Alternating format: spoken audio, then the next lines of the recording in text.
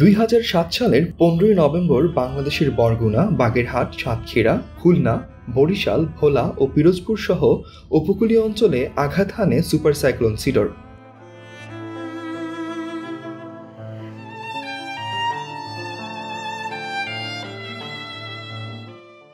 ঠিক ১৪ বছর আগে উপকূলের প্রকৃতি ও মানবতাকে লণ্ডভণ্ড করে দিয়েছিল ঘূর্ণিঝড় সিডর।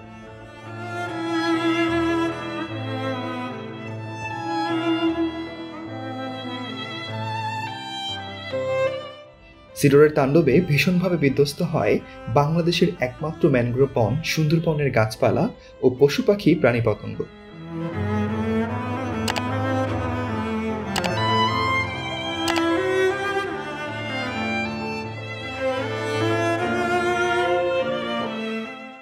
সিডরে প্রাণ হারায় ৩,৪০৬ জন, আহত হয় ৫০,০০০-এরও বেশি মানুষ।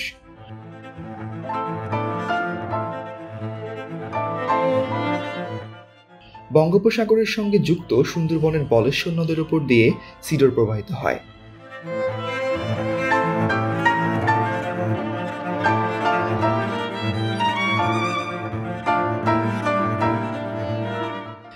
এই নদীর এক পাশে রয়েছে সুন্দরবন এবং অন্য পাশে রয়েছে বরগুনা জেলা।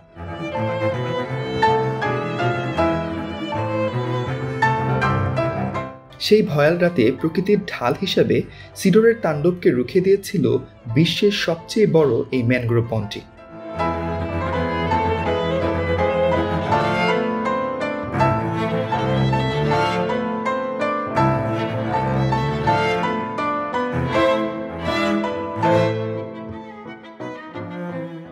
ঘূর্ণিঝড় সিডরের সময় সুন্দরবন দেশের দক্ষিণ পশ্চিমাঞ্চলের ৩,৭৮৫ কোটি ২৬ লাখ টাকার সম্পদ বাঁচিয়েছে।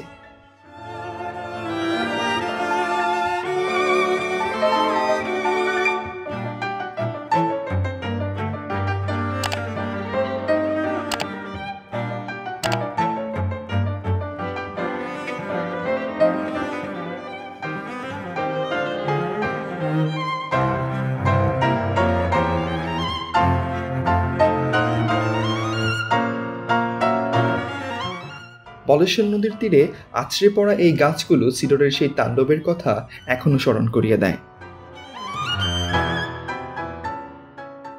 ২০০৭ সালে সিডর যে আক্রমণ করেছিল সুন্দরবনের ওপর, সুন্দরবনের সেই ক্ষতি এখনো আমরা কাটিয়ে উঠতে পারিনি। এখনো তার ধ্বংসলীলা আমাদের চোখে পড়ে। সুন্দরবনের কটকা অফিস পাড় থেকে আরিফুল ইসলাম, ডিসি নিউজ।